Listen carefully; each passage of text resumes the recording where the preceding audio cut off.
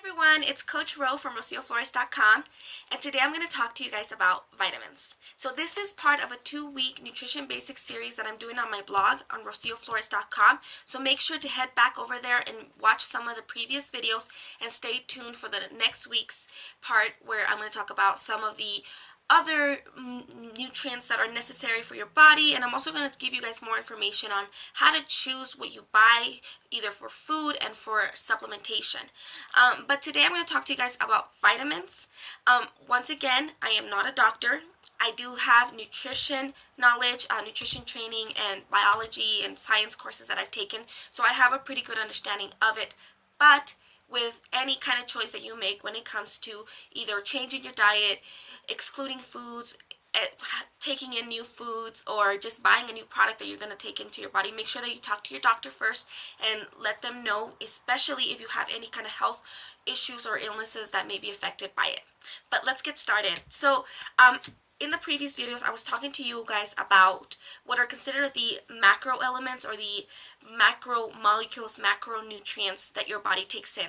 So basically there's macro elements and micro ones. And the macros are going to be like your protein, your carbohydrates, and your fats. These come in bigger quantities and they are a lot bigger than the micronutrients, which is why the word macro is on them. But it doesn't necessarily mean that they're less or more important than your micronutrients. Now, while your micronutrients do come in smaller portions and smaller sizes, they're also vastly important when it comes to the processes, the physiological processes that your body undertakes. So vitamins are just one of the micronutrients that your body needs. So what are vitamins? Vitamins are like these tiny little molecules, and they're all slightly different, that are necessary to create other processes in your body, to finish processing your body. So they're all slightly different, and I can honestly do probably, you could write books about each individual one, but basically there are a ton of them, and there are some that your body can make, but there are 13 of them that your body can't make and has to get from outside sources, which is what you eat. So there's some controversy when it comes to vitamins just because of some studies that have been done. A perfectly healthy person who eats a perfectly healthy meal, for the most part, does not need to take extra supplementation to get vitamins in their system. And so there were some studies done that showed that getting too much of something might actually damage your body. But that isn't necessarily true for everybody. For the most part, not everybody eats perfectly healthy food. And a lot of it has to do with what we eat and what is being sold to us in the market.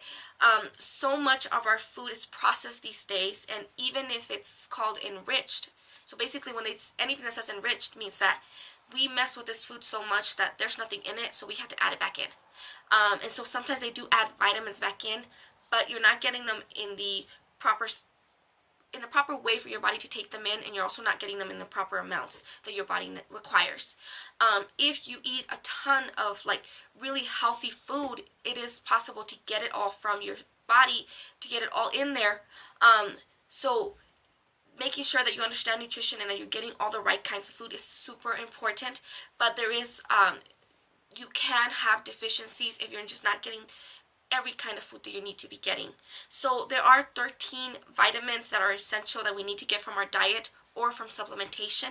Again, that's a decision based on your own diet, on what your aim is. So if you're trying to lose weight, you might need more of certain vitamins than others. Certain health conditions require you to take more of certain vitamins. Even things like birth control affect your absorption of certain vitamins. So as always, talk to your doctor about what you might need, and make sure that your first decision should always be to try to get the right food in, and then the supplementation that could be good for you. So let me kind of go over just a list of the 13 essential vitamins. Later on, I would like to make a video about each one and kind of give you guys a lot more detailed information about them. But I just want to give you guys in this video a quick overview of what they are so that you recognize that, if you're not eating any foods in that list and you're not getting like a multivitamin, or you're not getting any supplements that have those, you probably should be either looking for that food or looking for a supplement that has that vitamin, because they do help with tons and tons of different processes in your body. And hey, you might be having a health issue that you're like, having trouble with memory, or I'm having trouble with my skin, or I'm having trouble with inflammation, you might realize it's because you're missing certain vitamins. So I just want to go over them really quickly. So we got vitamin A, which is beta carotene or retinol. You find it in carrots, so that's the big food that they associate that one with. You can also find it in other foods like so you're going to have like broccoli, squash, spinach, kale, sweet potatoes. It's also found in like milk, butter, cheese, and egg yolks. So vitamin A is usually not something that people have a hard time getting because it's pretty consistent with the kind of food that the standard American diet has. So the next one is vitamin B1, which is thiamine. So the vitamin B complex vitamins tend to have other names on top of their B number. So you're going to get that one in like pork, organ meats, lean meats, eggs, leafy greens, vegetables, berries, nuts, and legumes. So if you eat a lot of meat, you probably won't have too much trouble with getting that in there. I forgot to tell you, vitamin A is really good for like your skin health, your bones, your teeth, and your vision. Vitamin B1 is good for breaking down carbs in your system. B2 is going to be riboflavin, which is really good for, again, carbohydrate metabolism. And you're going to find it in like liver, milk, dark green vegetables, whole grains, enriched cereals, pastas, breads, and mushrooms. So this is one of those things that you'll always see listed as added back in because it usually gets taken out of really processed foods. But it's always really good to make sure that you're trying to get it from a healthiest source possible. So try to get it from like the least processed foods. Then you've got vitamin B3, which is niacin, which is really good for the conversion of nutrients into energy. And you find that in like liver, poultry, meat, canned tuna, salmon, beans, peas, and nuts. Then you've got vitamin B5, which is, this one's harder to pronounce, pantothenic acid, and it's really good for the conversion of food to energy in your body, and it helps you with the synthesis of various different like neurotransmitters in your brain, and you find these in most foods and intestinal bacteria, and the big picture on here is mushrooms. So if you don't like to eat those kind of mushrooms, you might be missing out on this one. The next one is vitamin B7, which is biotin. So you guys have probably heard of biotin when it comes to like hair, skin, nails, those kind of things, because that's what it's helpful for. So usually if you're taking biotin, it's for cosmetic reasons. And you're going to find it naturally in like cheese, salmon, soybeans, sunflower seeds, nuts, broccolis, and sweet potatoes. The next one is going to be vitamin B9, which is folic acid, which is really, really important for women.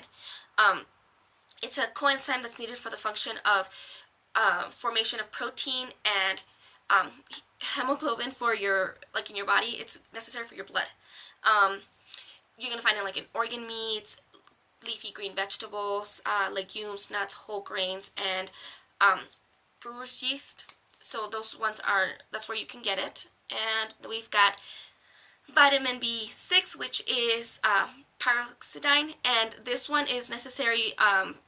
So it helps with the formation of blood cells in your body, and helps with the way that we use fats in our body. You're going to find it in whole grains, in cereals, avocados, yummy, spinach, and bananas. And then vitamin B12, cobalamin, is necessary for like your nervous system. This one, vitamin B12, is also a really big one for weight loss. It's really helpful with that. I'll have to do another video on that because it's a whole process and it's crazy what it does in your body and your system. It's also really helpful for like energy and mood. And you're gonna find it in like liver, kidney, meat, fish, eggs, milk. And then I'm sure you've heard of like vitamin C. That's probably the most popular vitamin. And you know that it comes from oranges or citrusy kind of foods. It helps with the formation of your bones, of your teeth. It helps you with your immune system so that you don't get sick as often. You're going to find it in other non-citrusy fruits like cantaloupe, pineapple. I've got guava on there. If you've never had guava, it's awesome.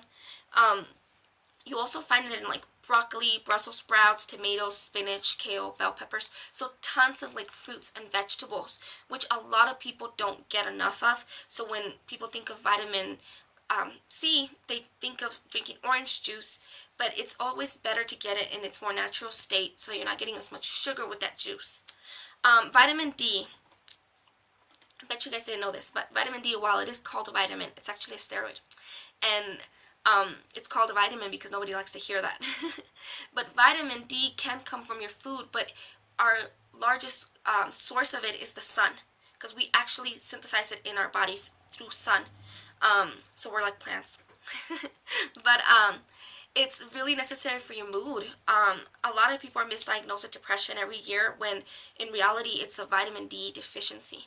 So make sure that you try to get a good amount of sun in your day. Most of us in North America aren't getting enough. So that's where supplementation can come in. Also try to get it in like your milk. They usually add it in there. Egg yolk, liver, tuna, those are other places where you can get it. Now, vitamin E is another one of those that it gets talked a lot about when it comes to hair, skin, and nails because it's pretty helpful with that. But it helps with the formation of red blood cells in your body and with your muscles. And it is found in like vegetable oils, wheat germ, liver, leafy green vegetables. So some foods that might not be eaten as often or not eaten correctly because we eat a lot of the processed or the very highly altered foods. So sometimes we kind of don't get it in our system the way we should, which is why a lot of us struggle with like a lot of the aesthetic reasons like hair or nails or skin. So while it can be found in a lot of products out there, it's also make sure that you try to get it in your diet. And then there's vitamin K, which is necessary for the coagulation of your blood. So it's really important. And these ones you're going to find in like alfalfa, fish livers, leafy green vegetables, egg yolks, soybean oil, and liver. And so if you're not eating fish livers, try to get a bunch of really green veggies in your diet every day so that you can get it in there. So if you don't eat a lot of these foods, or there's certain foods that you're like, I don't need any of that, maybe it's necessary to try looking into how you can add them into your system or whether supplementation might be helpful for you. So I hope that this kind of gave you just a quick little overview of the kinds of vitamins that you need in your body and why it's so important to have them. If you guys have questions, make sure to comment below and I will try to get as much information to you. And then I just want to thank you guys so much for watching. If you like this video, if you got value from it, please share it with your friends. Please comment on it or tag people below if you think that they need to hear this information. And if you're eating any of these foods, make sure you post pictures of them in the comments below as well. And if you're looking for support for clean eating, you're looking for support to get healthy, I'm running a free Clean Eating Basics group on Facebook that you can join. I'll put the link below in the comments so that you can join. It's a place where we can support each other, where we can help each other, where I can give you guys nutrition information, where you guys can share your information that you know that has helped you. It's a place to ask questions, a place to post your problems, and to post your successes so that we can all rejoice with you. So make sure to add yourself to the group and I'll accept it on there. And then also, if you're just getting started with clean eating, you're just trying to get a good start, make sure to download my 7-day clean eating meal plan guide. It's a 7-day plan. It includes the meal plan, the shopping list, tons of recipe, tons of really good information to help you get started so that you can succeed on this journey. Once again, I want to thank you guys so much for watching. Make sure that you stay tuned next week for the rest of the information on the other micronutrients, and I'm also going to share with you guys information on how to make really good well-informed decisions when buying health products. But again, thank you guys so much for watching. I hope you guys all have such a wonderful day. Goodbye.